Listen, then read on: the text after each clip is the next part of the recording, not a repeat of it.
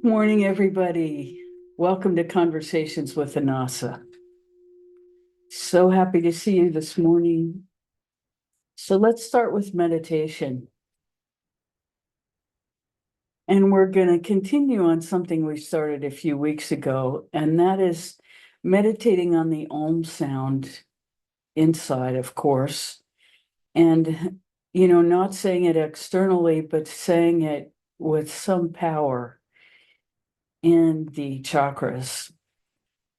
And so we're going to direct you a little bit, but not very much. What we want you to do is say it 9 times in each chakra and focus on the space between the sounds so that you're holding your attention in each energy center while you say it. We're not going to do it out loud, but we'll do it at a fairly slow pace. You don't have to count. We will count for you, hopefully.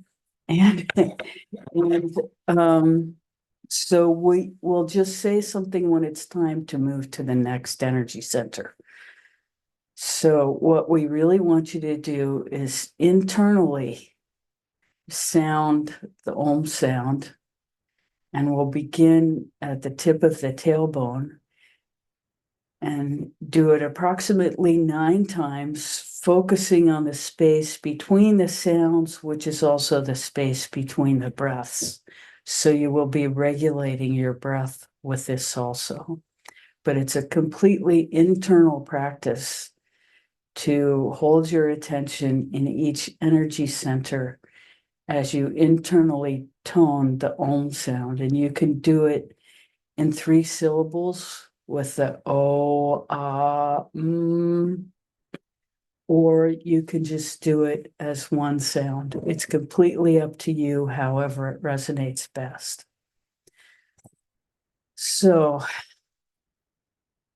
let's start at the tip of the tailbone, and we'll tell you when to move on.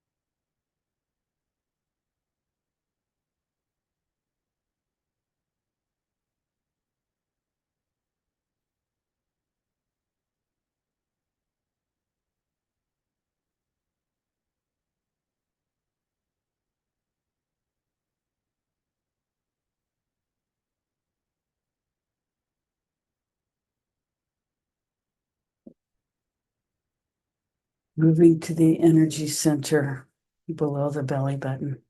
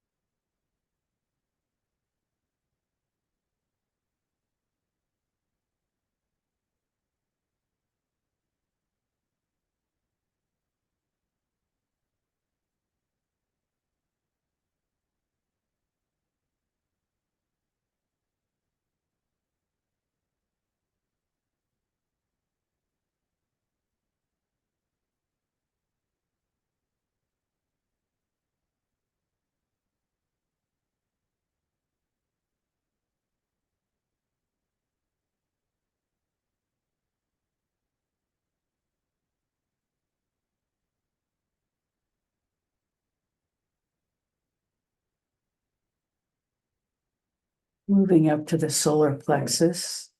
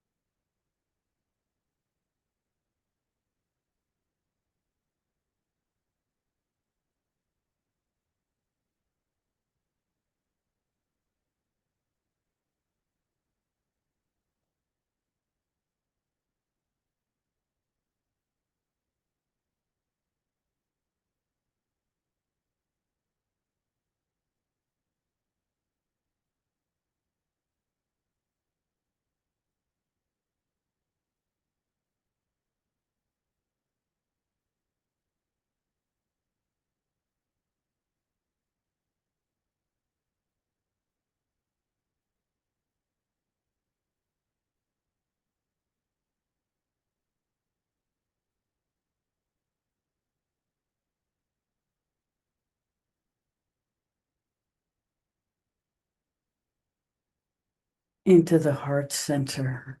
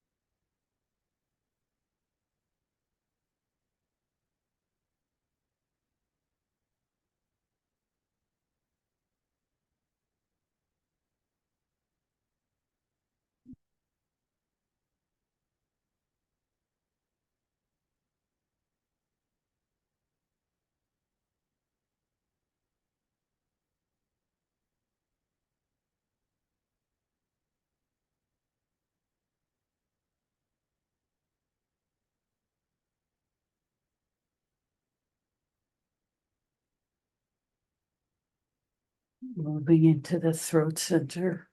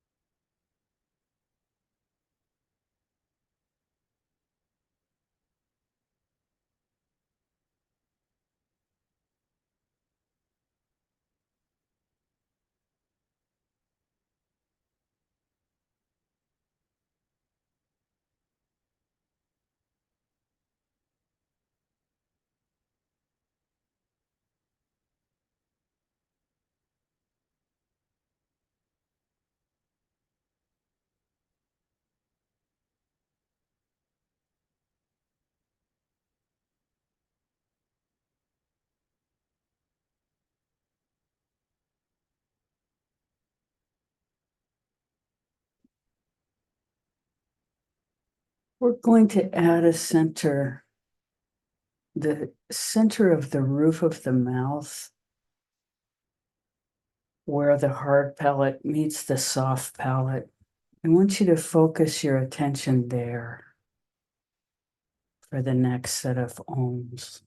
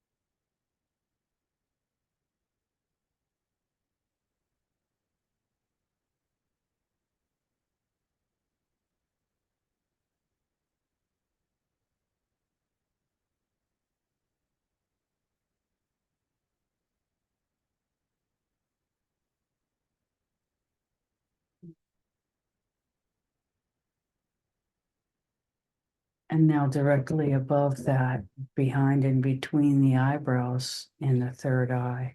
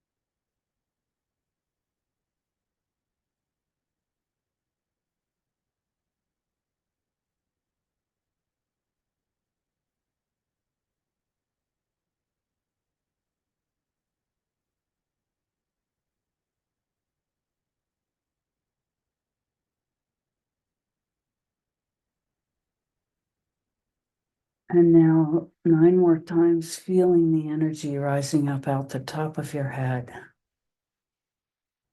and around your body in 360 degrees. We'll do it 9 more times.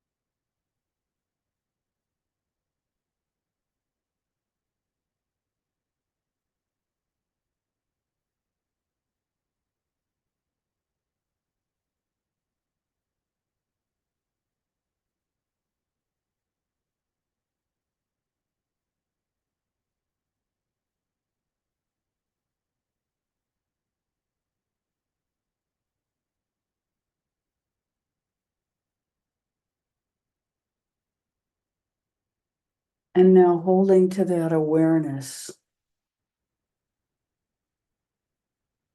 slowly and gently open your eyes and allow yourself to be 2 places at once.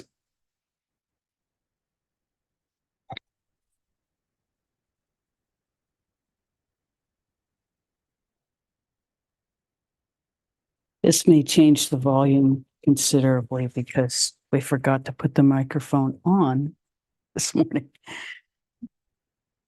I hope you've been able to hear everything so far, despite that. Good.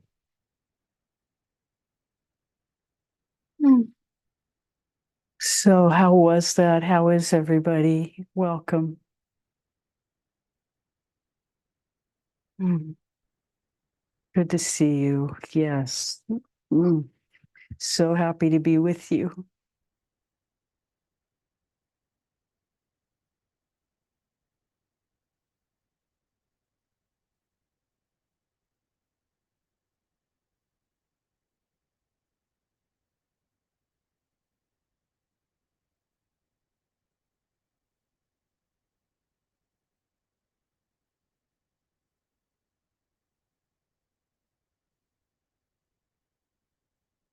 So, how may we serve this morning? We welcome questions. You know, if you want to remain anonymous, you can type the question. We don't care how it comes. We want to know what you're interested in.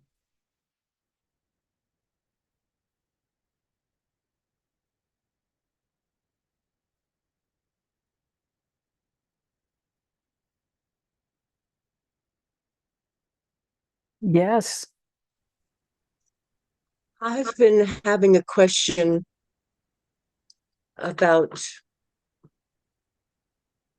having an influence in the third dimension world. I've taken the question to the Anasa temple, but I'm wondering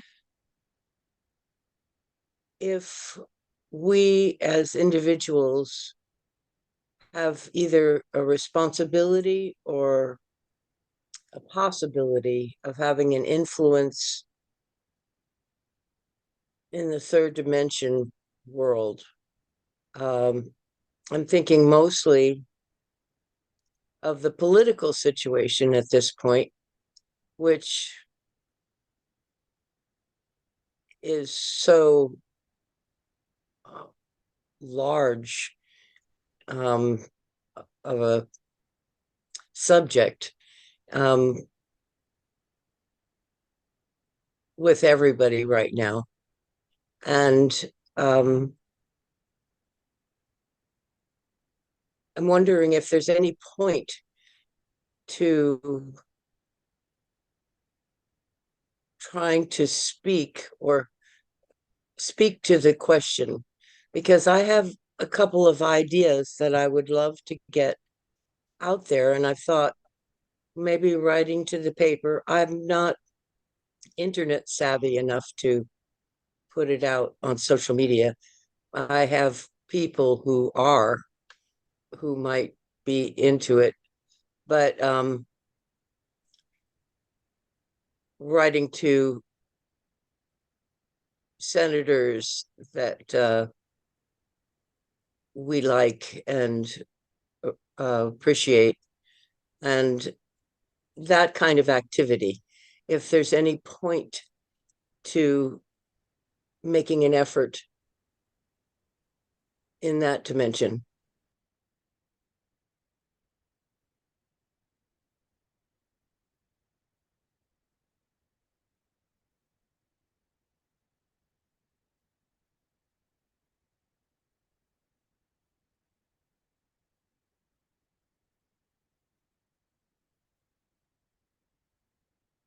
This has everything to do with our individual lives.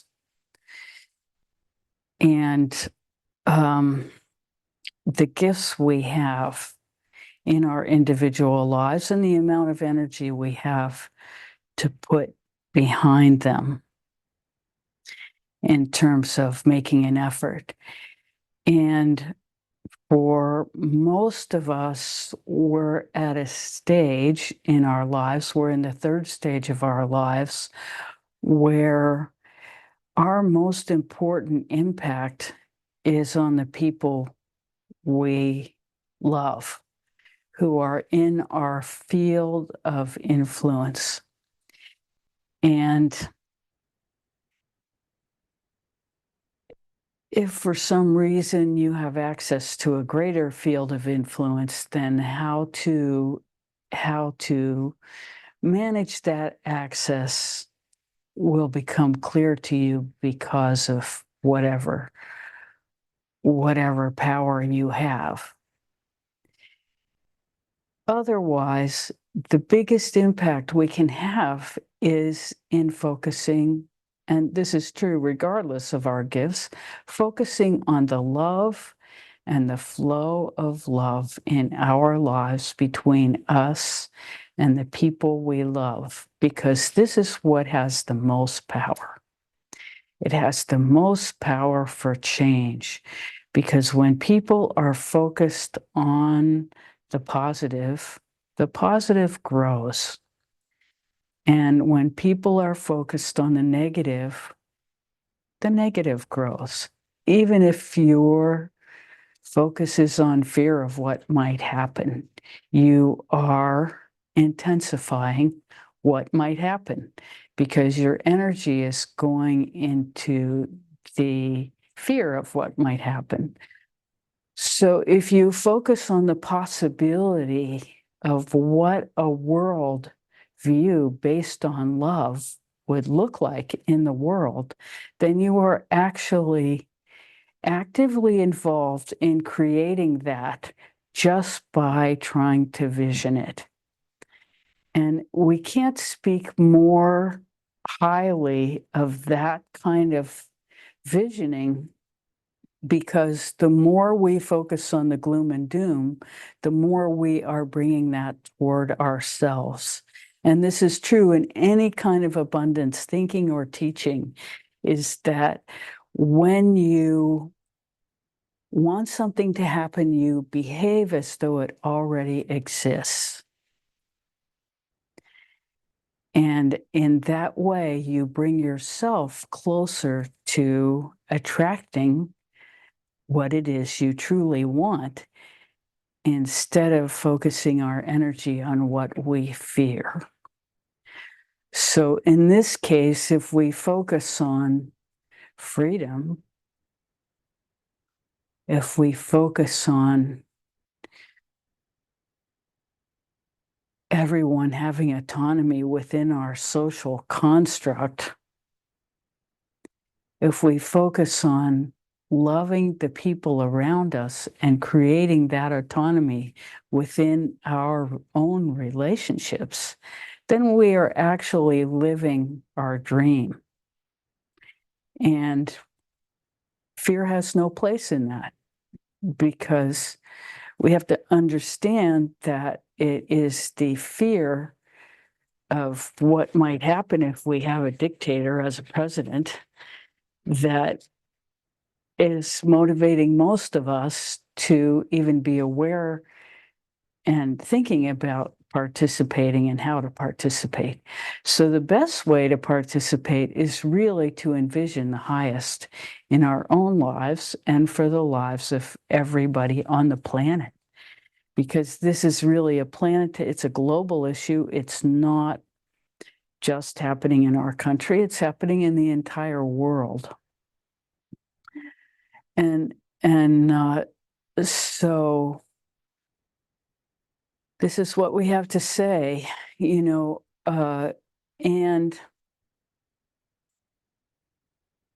our power, believe it or not, a lot of our power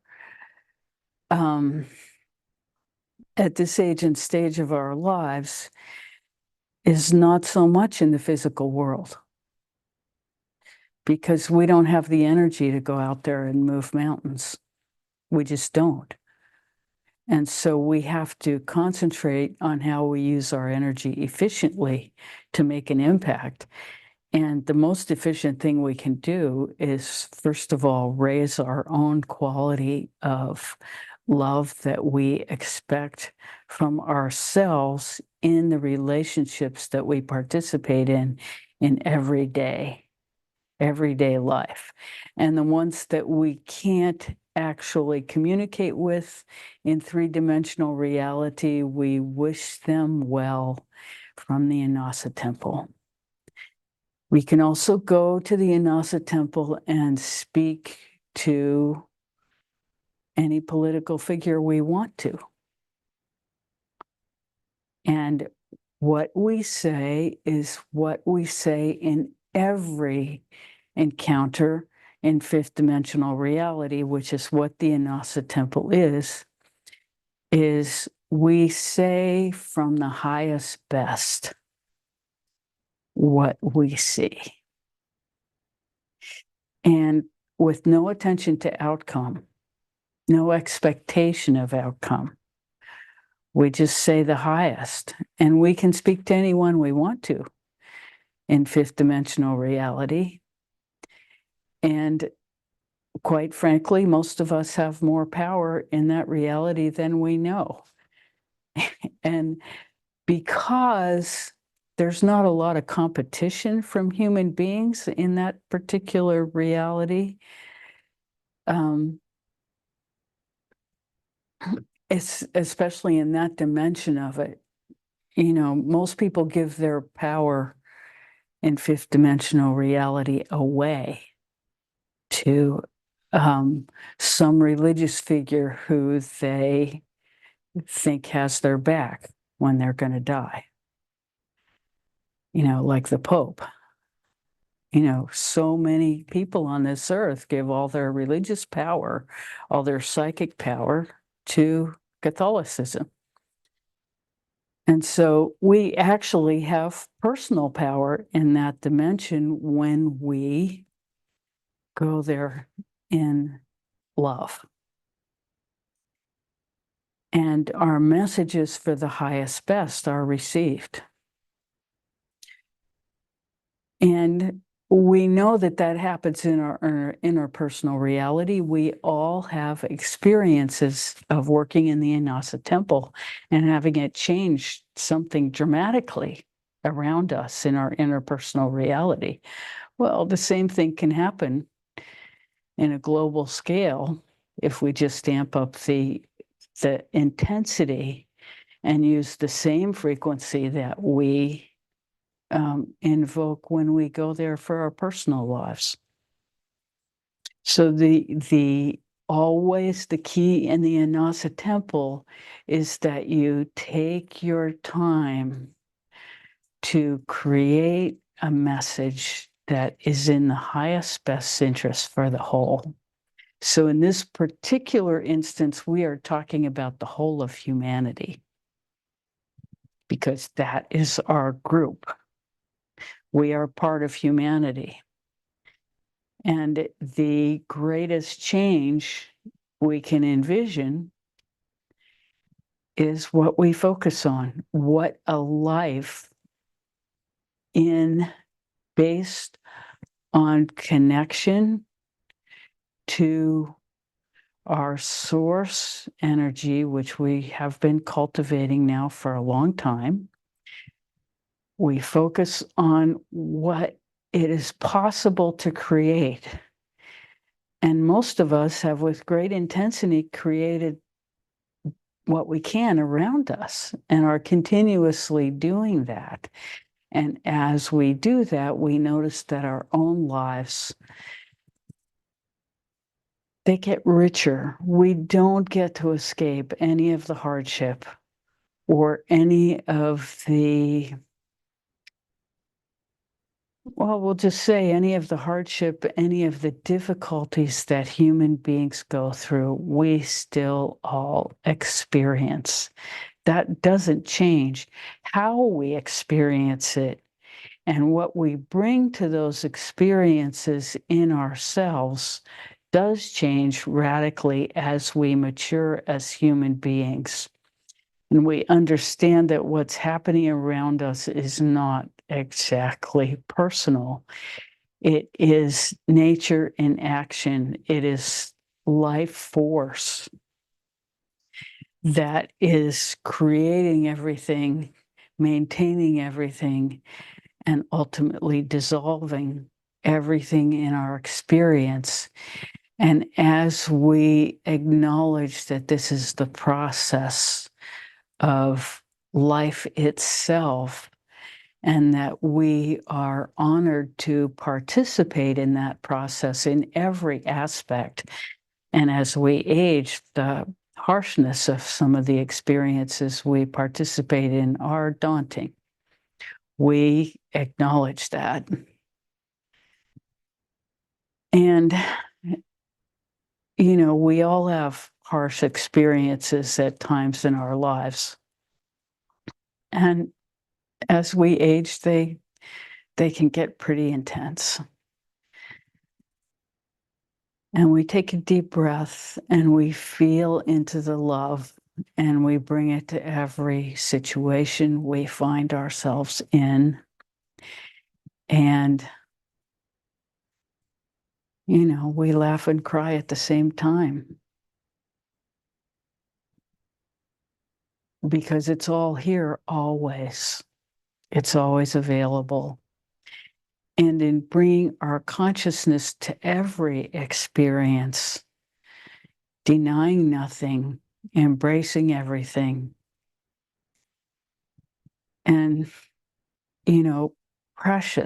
enjoying the precious moments of alignment that bring joy, and understanding that, we always thought that we could take for granted that would be some of our experience most of every day. Well, sometimes that's not.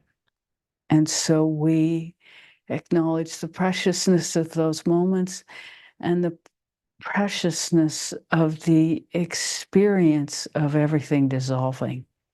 Because this too is life in action. And if life was nothing but expansion and we never experience contraction, it would be, well, boring over time. And and and we don't have boring lives. We have intense and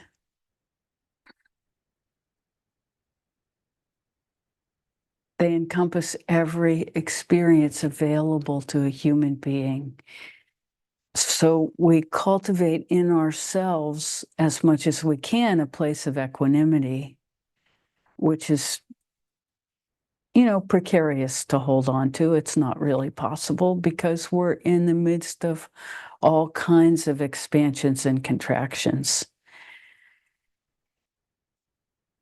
And we be grateful to life itself that we have the opportunity to participate. And sometimes that's all we can offer is the gratitude for the opportunity to participate and the willingness to be as present as possible in every circumstance.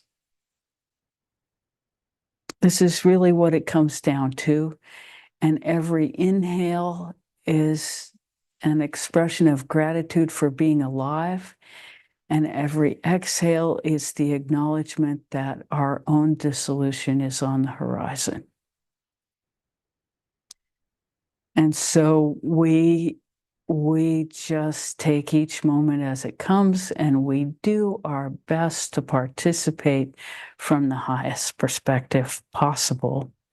And so we're constantly retuning ourselves to that awareness, which is the foundation of life itself.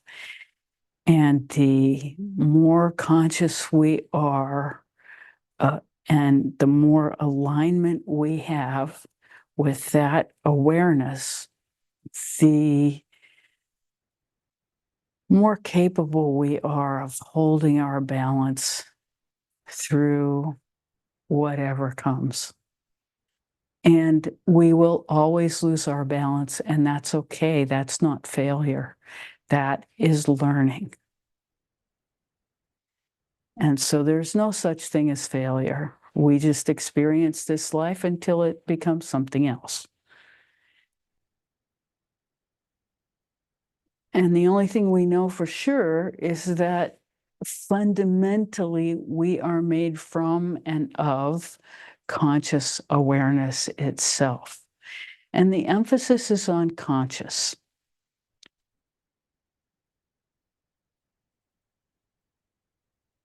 And so we align ourselves as much as we can. And conscious doesn't really mean the mind. It means life force itself. And the reason we have brought this Om practice is because it takes the mind out of the equation and we are focusing entirely on the energy itself. Because in English, we don't have a meaning for the word Om. And so it takes us completely out of our mind.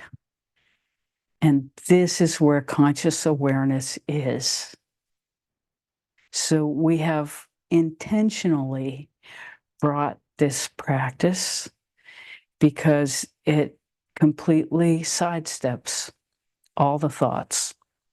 And the more we can focus our attention inside on opening and expanding into reality itself, conscious awareness, and merging with that, the more we are preparing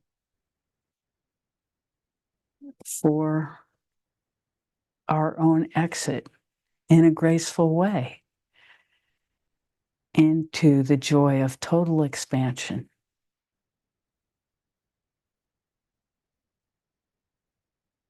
into the all of the all that is.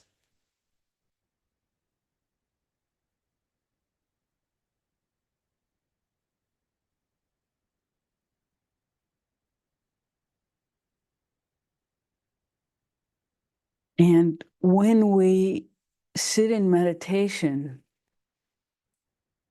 and focus on the Om, focus on conscious awareness without our mind being engaged, we have some of that experience here and now. And the more we carry that into our daily reality, our daily experience, the closer we come to some kind of equanimity. And when things get too intense, we can back off and re-enliven our experience of that which is at the core of life itself.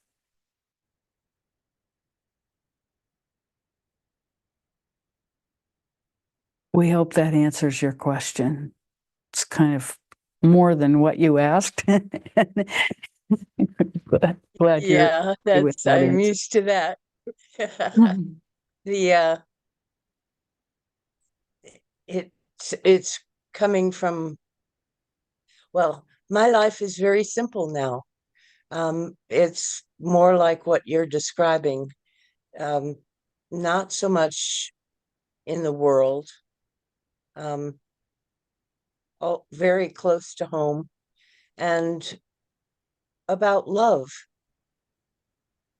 I don't feel ambitious most of the time. I mean, I'd like to get the new kale in the ground. That's about as far as my ambitions go. But the reason I asked the question about the political situation is because what the message that I got when I went to the Inasa temple was about love. And it was about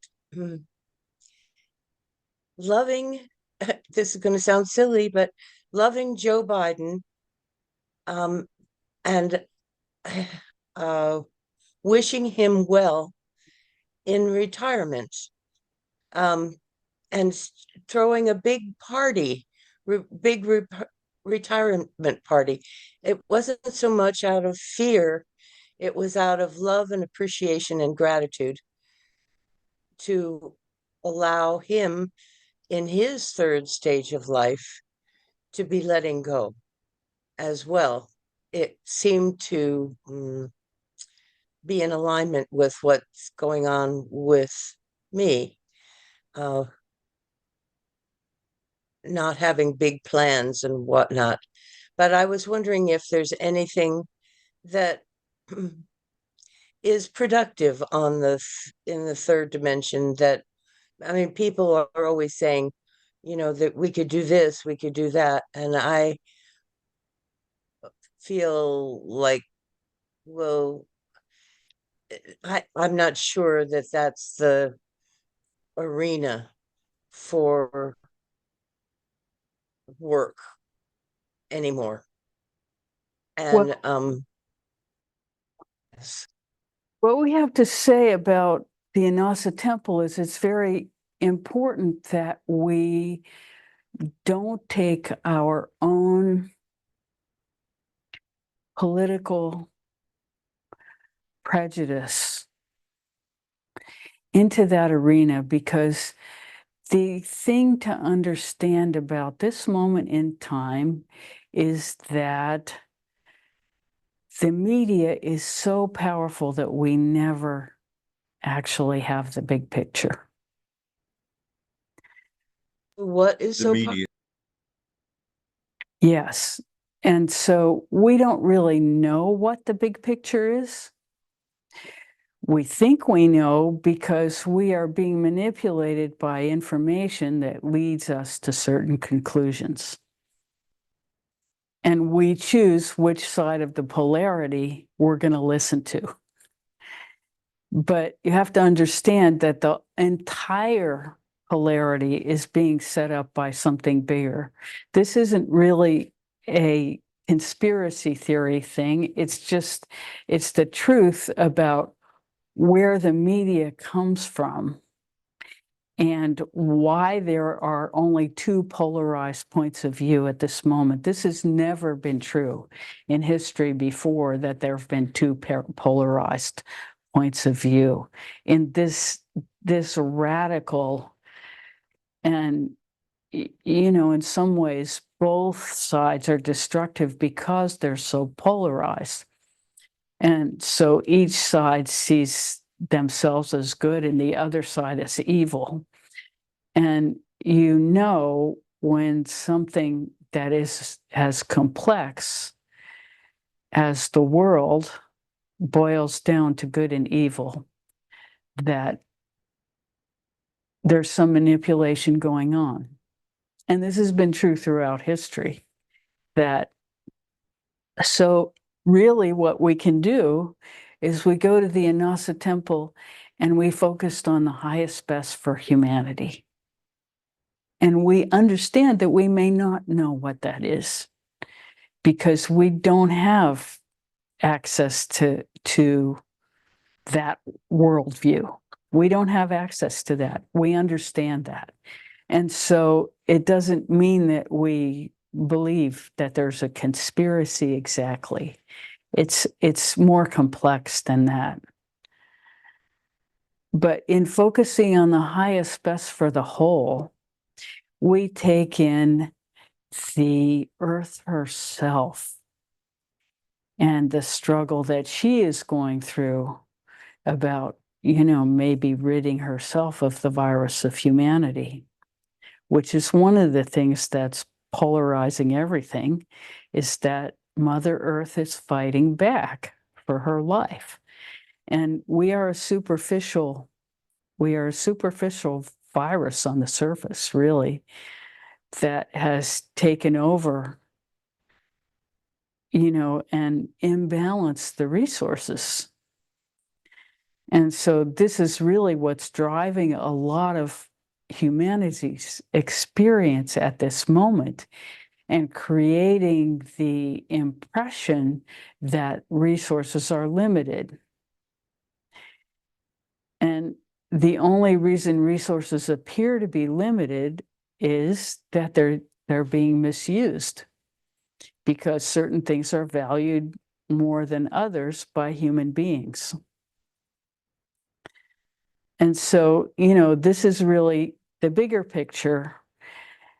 And so we take ourselves, when we go to the Inasa temple, we take ourselves out of all of that, and we wish for the highest best for the whole. And then we're in harmony with life force herself.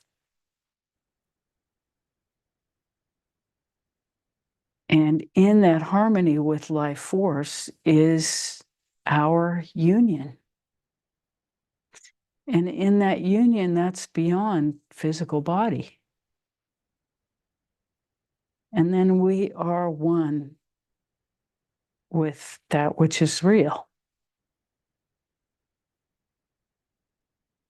And in that experience, that is the great gift of being human, is that we have the possibility of recognizing that experience and merging with it. The animals are already in it. They never leave it. They know what it is. We have the opportunity of consciously aligning with it and choosing the love itself, which contains every experience that we have. So no experience actually separates us from that love, because no experience is separate from that love itself. It's just that we see it as good and bad because we see it as what's good for us as human beings and what's, life-threatening for us. when we dissolve our attention into the Om sound, even for a second, we are merging with that divine force. And it gives us a different perspective.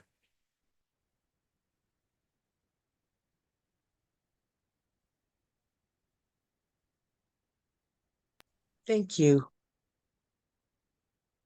You're so welcome. Thank you for asking the question.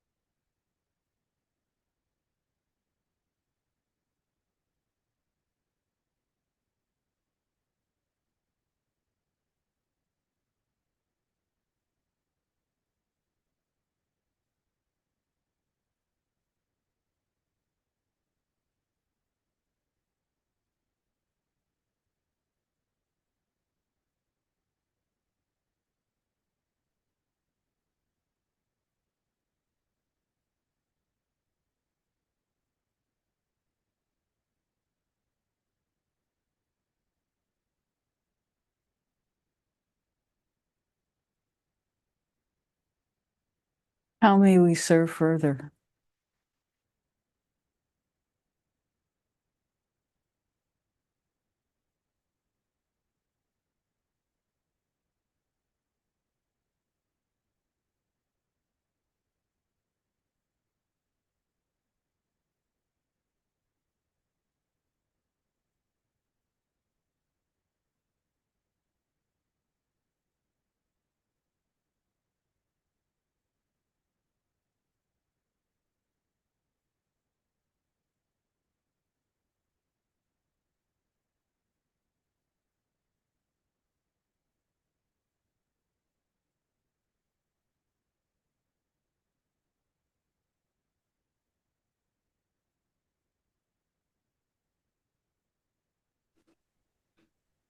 Yes.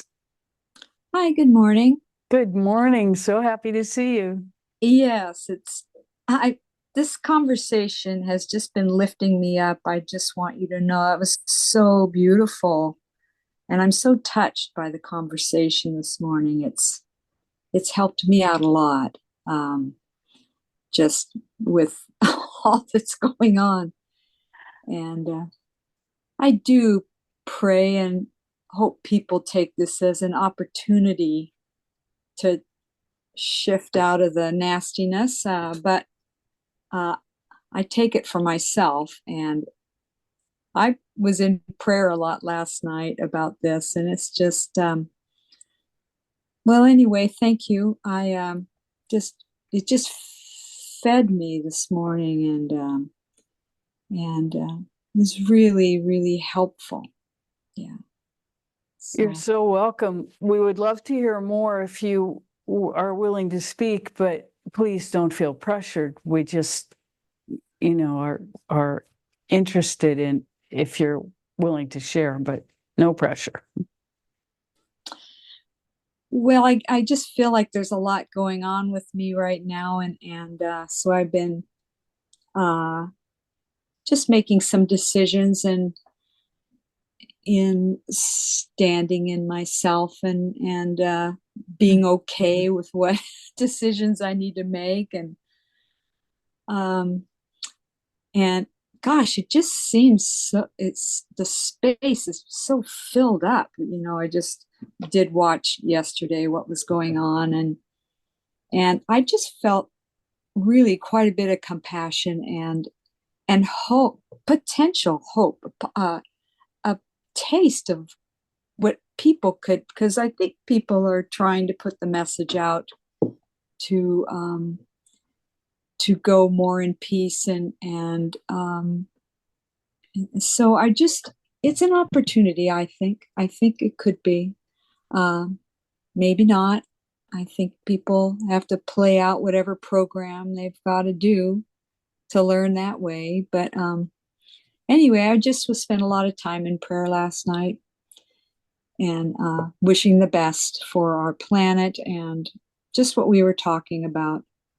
But this conversation has brought me a lot, given me a lot of peace this morning. So thank you so much. And thank you for the. We're so lucky. We're so lucky to have this. We're so happy. I mean, to just bring ourselves into this place of understanding and hope and I think that's all I have to say. I'm glad to be here. I'm glad to be a part of all this. Oh, thank you so much. Yeah. We love your presence. Yeah, I love Yeah. being with you folks. Every person who's here, yeah, it's wonderful. Yeah, it's helping me on my path, and so I'm grateful. Thanks. You're so welcome. Thank you. Yeah. So, I don't know, we're being moved to talk about pain because pain is an inevitable component of this life. Physical pain, emotional pain, spiritual pain.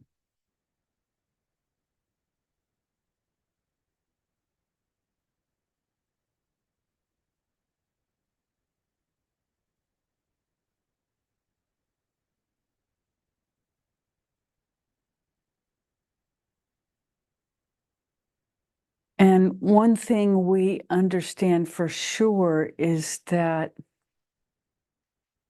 when we go toward the pain and ask it what we need to know, of course, we're always asking that question in hopes that it will go away.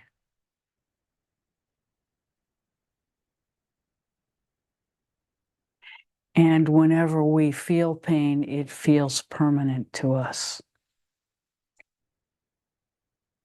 So we are searching for escape in those times. And yet we all understand and have experienced by this age that our most critical moments in this life of inner growth are always, well, we won't say always, because sometimes there's expansion that doesn't have pain in it. That's for sure. But the real changes that happen to us that make us become a different person consciously are mostly accompanied by pain. So if we can take the pain as an indication that we are being changed, we are going through a change in awareness that will ultimately benefit us, because pain is nature's way of making us bigger people if we can allow ourselves to embrace it.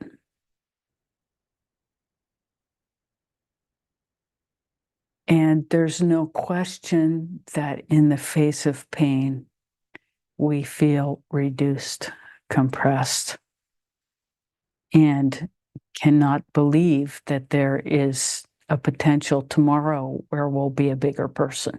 We can't see that. We feel like there is an all-encompassing compression when pain is our experience. So if we allow ourselves to go deeply inside ourselves without attempting to escape,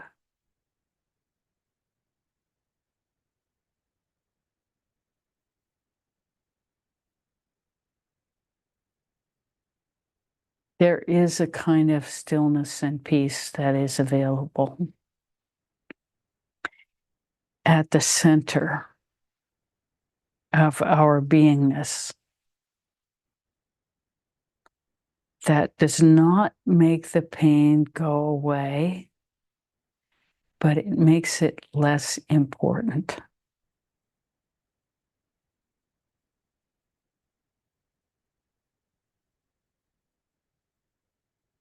And in that acknowledgement, suddenly our breath will change. As our understanding changes, human beings are capable of living through anything and everything. This is what history teaches us. And human beings change. What it is to be a human being now is quite different from what it was even 10 years ago, because our environment has completely changed. We are all a different humanity than existed in 1920. Like completely different. Our molecular structure has changed because we have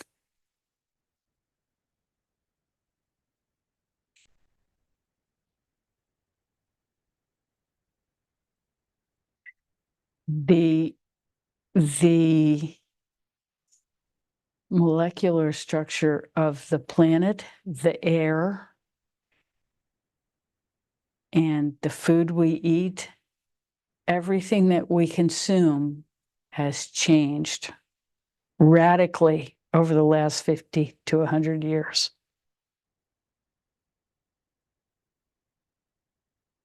And so we are a different breed of humanity than anything the earth has ever known before. And that's part of why we are a little bit lost.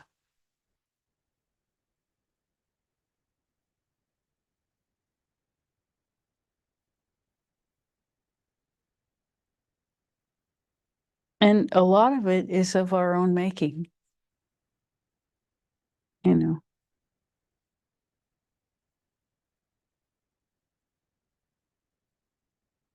But we could say that if we look deeper, we can see that the struggle that humanity is undergoing right now has everything to do with manipulation of resources. And so when our attention is on the faces rather than on the resources themselves, we are not really seeing what's happening. But if we pay attention to what's happening to the water, the air, and that these things are over time becoming they're becoming commodities rather than essentials we take for granted. If we follow that, we will have a better picture of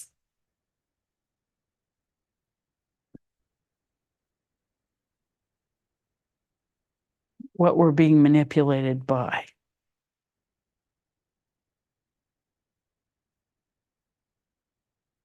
But then, we have to acknowledge that humanity's life on this planet is finite. It's not just our own lives that are finite. And so that's really so we are all feeling that. We're feeling that at the very core of our beings as our bodies are changing in reaction to the environment being less hospitable to our very existence.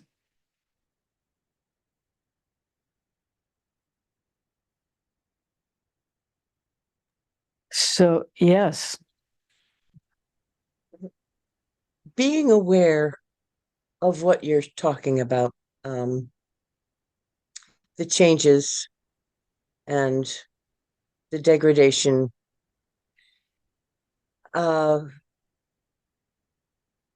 how does one come to terms with that? I mean, there's nothing to be done about that at this point, um, on the physical level. I mean, you can write your congressman or whatever about the stream that's next to your house, maybe, but sh short of doing what each of us could do, which is not poison the planet, do make a space for the wildlife and the growing things, do appreciate so deeply the gifts that the planet Mother Earth has given us. Short of that, there doesn't seem to be, it's like with the political scene, there's not a whole lot one or even a group of us can do. I appreciate the people who are trying their best to save this species or whatever, but I'm not going to be doing that anytime soon.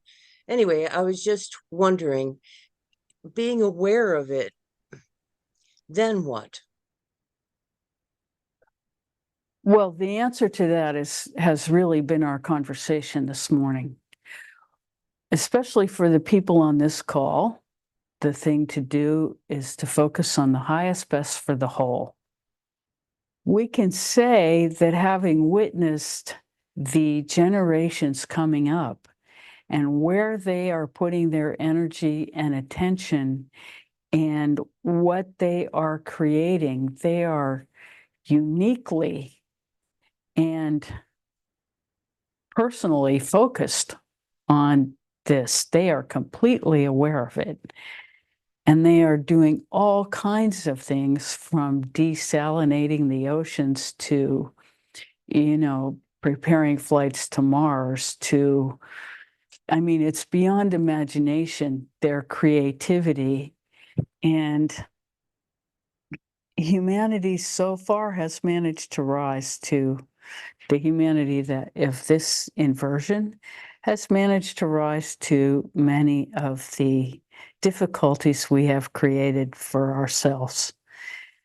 And so there is reason for optimism when we see these offspring, the younger generations just going to it with gusto, putting their energy into creative solutions for everything we can think of that is going wrong. So there is reason for some optimism. We have the perspective of our generation and our age that is influencing part of our perspective, and also our dedication to making humanity aware of that divine union which is possible in this moment. This is where our attention is. And we think humanity's attention must be for the evolution required for humanity to reach its potential in terms of living from love. And so we are, all of us, creating within ourselves and by our example, the atmosphere for this change to take place within us and by example and our energetic expansiveness, every life our life touches. And this is the essence of the evolution that must occur within humanity for life to be truly what it can be.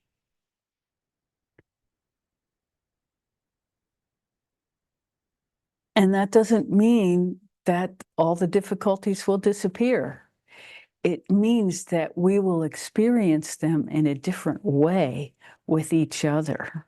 We will not be wounding each other and ourselves at every stage of the evolution, because we'll get over that. That won't be our purpose. Our purpose will become to uplift ourselves and everyone around us in every moment. And as we evolve through those intentions, the quality of life will change for everyone. The hardship will not go away. The difficult experiences will not go away. But the way we experience and help each other through the experiences of the difficulties, including death itself, will be categorically different, because we will have mastered love itself and being present through all moments in that field,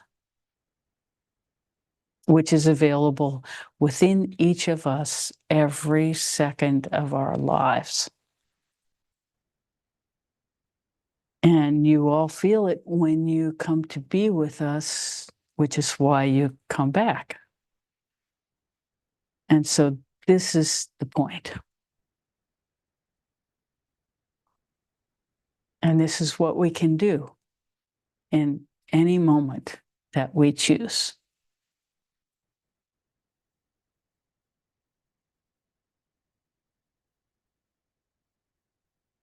And we know this is possible. And we all have some experience of it. And so we just keep coming back to that, cultivating that in ourselves every single day. And every moment that we can bring ourselves to that awareness of union.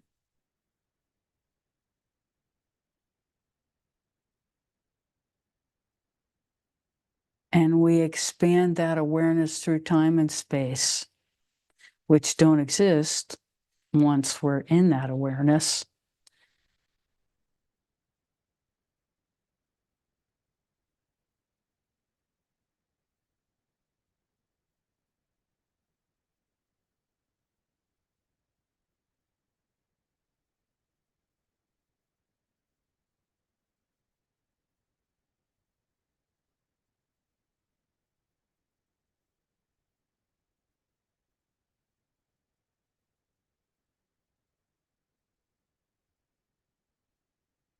And from there, what arises is compassion for the whole. Yes, And that's the highest best. that is the highest best. Yeah. Thank you. And that compassion, believe it or not, begins with compassion for ourselves.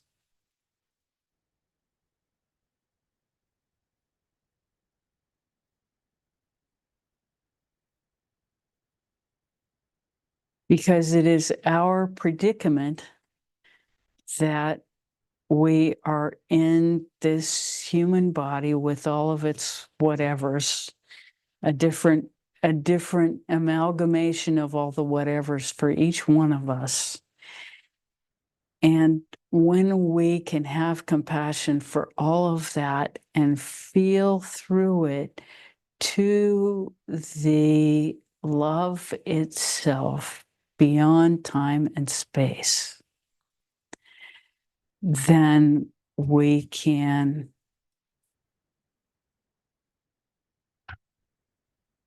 allow ourselves to be what we are with a sense of humor. And that sense of humor lightens everything up to the point where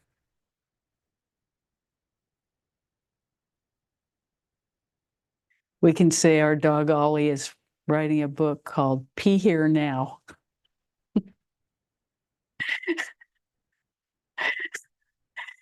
And take that perspective about everything and we'll be fine. Because as intense and as heavy as it all appears, when we bring levity to it, when we bring compassion to it, then we are truly human and we have a sense of humility and the fact that, we're a speck of dust in the big picture. And what a gift it is to be here and feel love.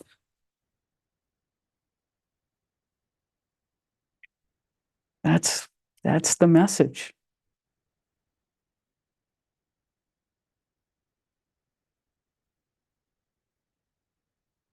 So I think we're probably right on time for second meditation.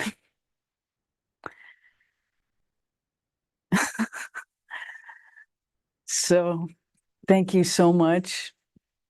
And we'll come back at the end of meditation, but we encourage you to take in the Om sound or whatever meditation feels appropriate to you in this moment, and we'll sit together for a few more minutes. We're so happy to be with you.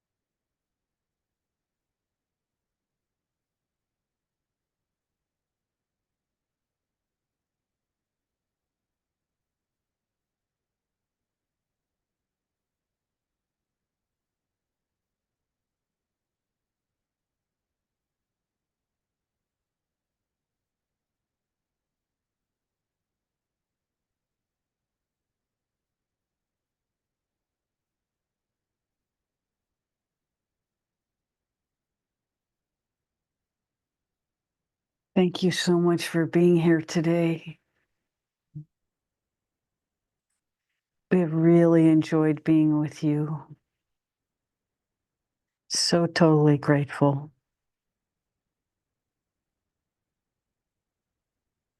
Bye for now. See you next week. Thank you.